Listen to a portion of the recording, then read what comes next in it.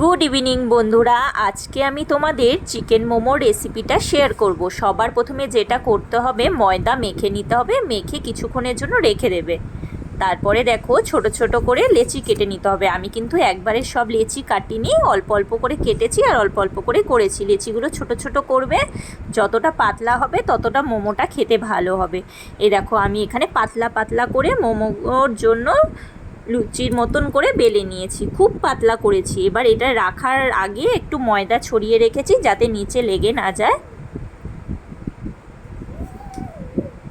যতটা পাতলা করবে ততটাই খেতে ভালো হবে। এই দেখো এখানে আমি চিকেনটাকে রেডি করে রেখি। চিকেনের মধ্যে কিন্তু পেঁয়াজ পাতা, পেঁয়াজ, রসুন, আদা কুচি, লঙ্কা কুচি, সয়া সস, নুন, একটু সর্ষের তেল নয়, সর্ষের তেলও দিতে পারো, সাদা তেল আমি দিয়েছি, ভিনিগার সব দিয়ে আমি এটাকে ম্যারিনেট করে আমি রেখে দিয়েছিলাম।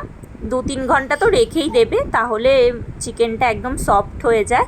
এই যে দেখো আমি এখানে রেডি করছি, কিভাবে করছি দেখো।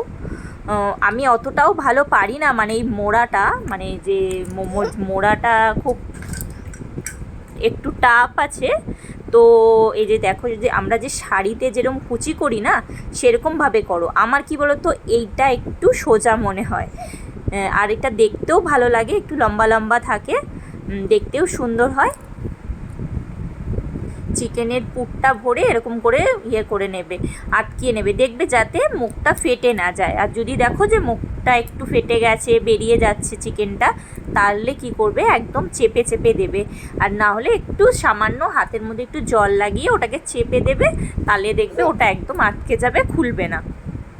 অনেক সময় কি হয়, মোমোটা যখন আমরা দিয়ে দিই সেদ্ধ হতে, তখন কিন্তু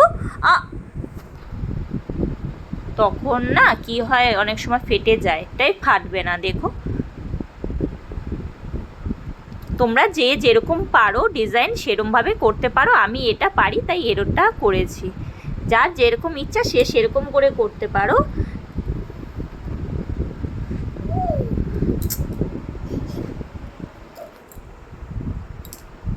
এই দেখো আমি এখানে নিচে গরম জল কিন্তু মানে ভালো করে ফুটিয়ে নিয়েছি। গরম জলটা যখন ফুটছে, তারপরে আমি এই যে একটা যে কোনো এরম ছিদ্রওয়ালা পাত্রে তোমরা করতে পারো। আমি কিন্তু মোমো মেকার আমার কাছে নেই, তার জন্য আমি এরমভাবেই করি, একদম সফট মোমো হয়।